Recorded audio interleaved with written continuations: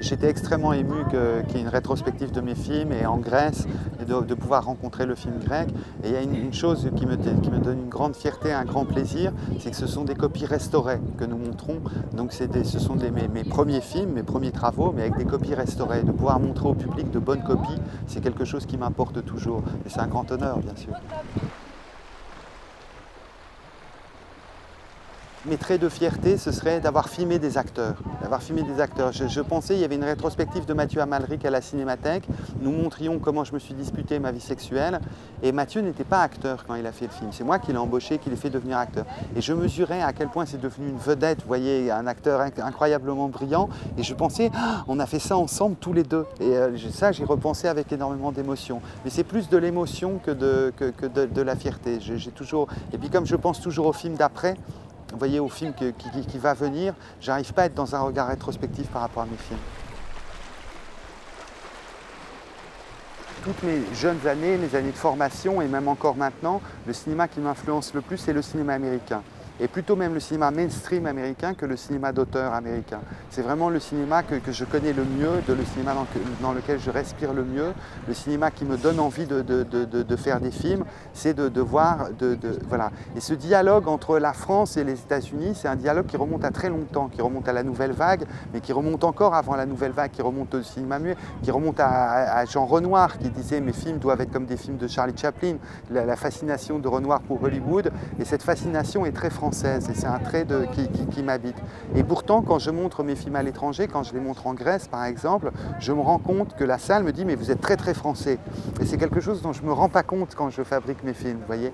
Et le regard sur le nouveau cinéma français, ce qui se passe de nouveau dans le cinéma français aujourd'hui, je ne saurais pas très bien l'analyser. Il me semble, mais peut-être est-ce simplement à cause des quelques films que j'ai vus, que le cinéma français aujourd'hui revient à une veine plus réaliste, comme si les spectateurs ne voient plus leurs soucis, leur vie reflétée par le discours politique. Le discours politique est devenu tellement inaudible par les citoyens français qu'ils ont besoin de voir leurs préoccupations sociales et donc ils vont les voir non pas à la télévision dans des émissions politiques, mais ils vont les voir dans des films de cinéma qui reflètent leurs difficultés.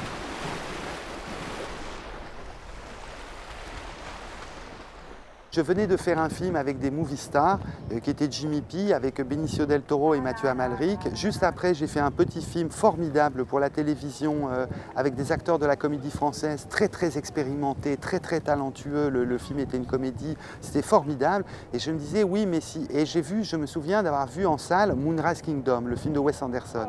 Et je me disais combien c'est audacieux. Lui qui a tourné avec les plus grandes stars d'Hollywood, tout d'un coup il fait un film avec ces deux très jeunes gens sur une île. Et je me disais, moi j'ai commencé mes films avec des personnages qui étaient plutôt des trentenaires et puis des quarantenaires. Et du coup je me disais, oui mais si ce que j'écris ne sert que à des stars ou ne sert que à des acteurs expérimentés, ça vaut rien. Il faudrait que quelqu'un qui ait 14 ans, 15 ans puisse prendre mes textes, prendre mes répliques, prendre mes scènes et parler de lui à travers mon écriture. Ça ferait de moi un écrivain valable.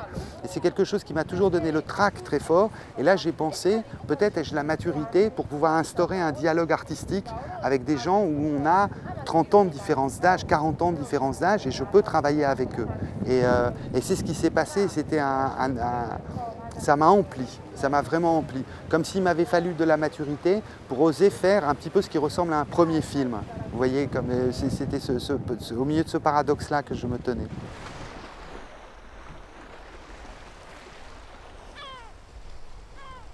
Quand on regarde la vie de tous les jours peut sembler terne ou peut sembler sans signification.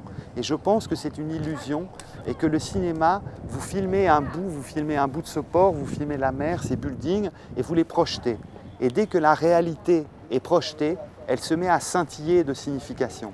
Et c'est ce scintillement des significations qui est quelque chose qui me fascine absolument dans le cinéma et qui continue à me fasciner.